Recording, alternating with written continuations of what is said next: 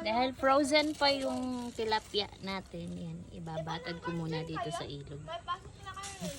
Para lumamig. Lumambot. Kailan na dagdagan ko ng bata. Kunin natin ang isdang binabat. Yan, malambot na.